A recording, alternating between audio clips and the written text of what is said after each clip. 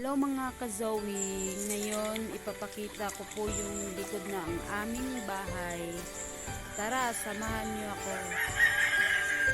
Ito yung meron kaming tanim dito na saging, merong nyog, yan, manok, alagang panabong kapatid ko.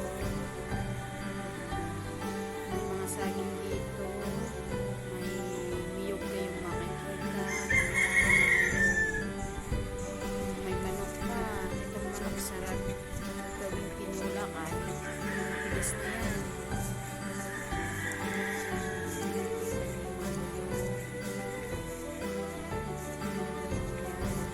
Saging.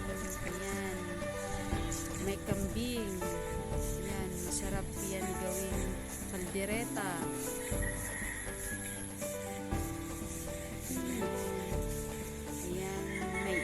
May ilog pala kami dito. Bahasad sa suba Sa likod namin.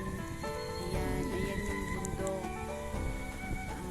Ayan, may nakikita kayong bundok na malapit na rin makalbo.